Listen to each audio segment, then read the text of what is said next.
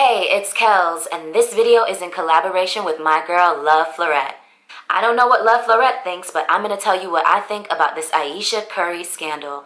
If you're interested in hearing more about what we think, keep watching. Hey, just a quick intro to this video. So my friend and I, Kels, we decided to do this collaboration on this Ayesha Curry topic. So if you want to know what Kels said in her video, make sure you follow her at It's Kels, and also subscribe to her channel and everything, and let us know what you guys think of the whole situation. We want to know your point of view, and make sure to stay tuned so you know my point of view, honey, because it's always shady.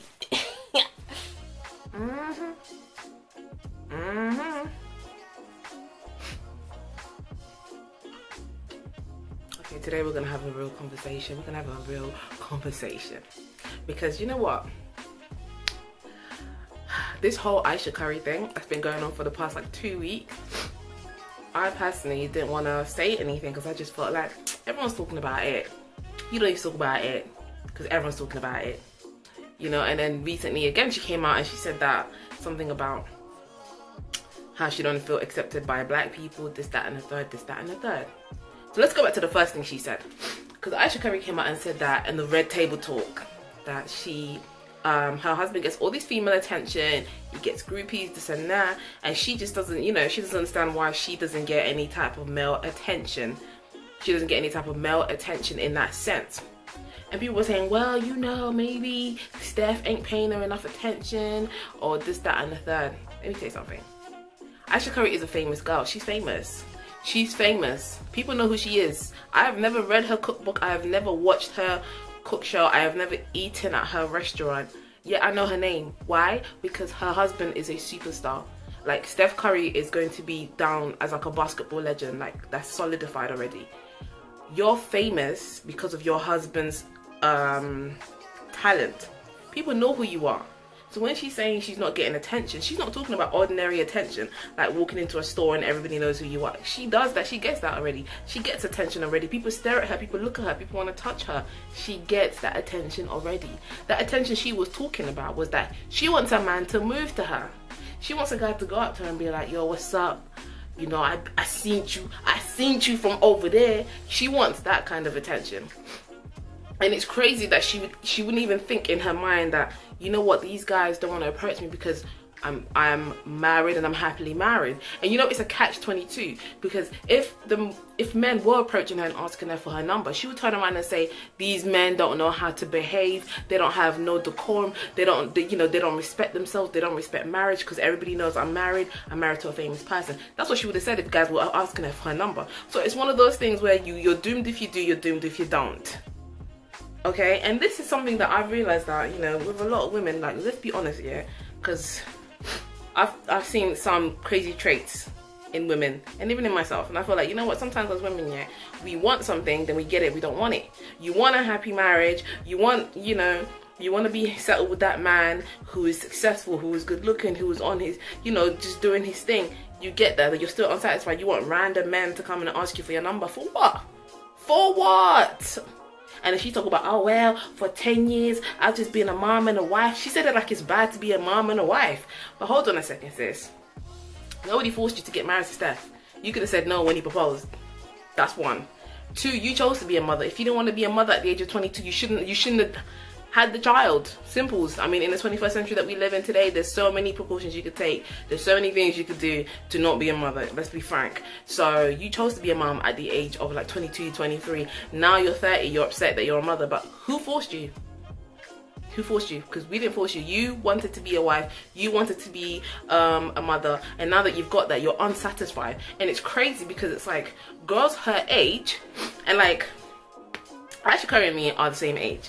She's even born in March and I'm born in March. Born the same year, same month. And it's crazy because it's like, my friends and I, we're like, we would love that. Just like settle down and, you know, be with that man of your dreams, have your little kids running around and just live that happy life whereby, you know, you're just with your husband, you're doing your thing, your whole family thing. And the woman who has it, she says she wants to be hollered at by random men. Why? So they can waste your time. Why? So they can chat shit. So what? Are you okay? You've got a good man who is faithful, who is good looking, who is making money, he's a superstar, and you've never heard no scandalous thing coming from Steph. You've never heard no, even them chicks that try it with him, you don't hear nothing coming from him. Even when you watch basketball, even when he gets angry on the basketball court, people are always surprised to see that Stephen Curry can get angry, because he's such a mild-mannered person that even when he gets upset, people are just like, oh my gosh, does he get upset? Because he's so cool and calm. And you have this good guy, and you want to talk about how you want random men to be asking you for your number. Are you okay? Are you okay? Like, sis, if you want to swap lives, we can do that. We can do that anytime. Anytime. Are you okay? This has made me think that, you know what, as women, yeah, we're confused as fuck.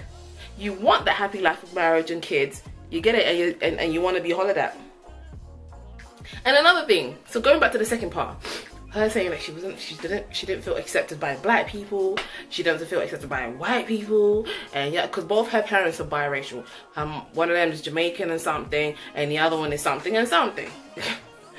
Okay, and then she grew up in Toronto, and I know Toronto apparently it's a melting pot. Like, Toronto is, if you could meet anyone from any country, you'd meet them in Toronto. It's almost like London. Like, London is just, everyone from all over the world lives in London. And then she moved to America, and America is very different from Toronto. It's not as multicultural, so she felt some kind of way. My whole thing with Ayesha Curry and everything, yeah, let me tell you something, sis. You need to stop playing the victim, because it's not cute. Okay? You're living a pretty decent life, and you should be counting your blessings. That's what you should be doing. Be grateful. Wake up every morning and be grateful, instead of like, well, I don't really feel accepted. You feel the people that need to accept you. Your husband, your children, your family, your friends. All these random people that you don't know, that don't pay bills in your house. Why do you care? Why do you actually care? There are black people who don't accept the other black people. You don't have to be biracial to be accepted. There are black people who don't accept other black people. There are white people who don't accept other white people. Let me tell you, there are Asians who don't accept other Asians. That shit goes on everywhere in every community. Stop playing the victim all the fucking time. It's tiring for someone who's living such a good life. Okay, how about you be grateful for your damn blessings? You're annoying me right now. I'm being frank with you. I'm actually being honest. And another thing. I commented something on Instagram, and then somebody said, oh, well, she makes her own money and she did this on her own, she's self-made. Let me tell you something. If Ayesha Curry wasn't married to Stephen Curry, she wouldn't have 1% of the things that she has right now.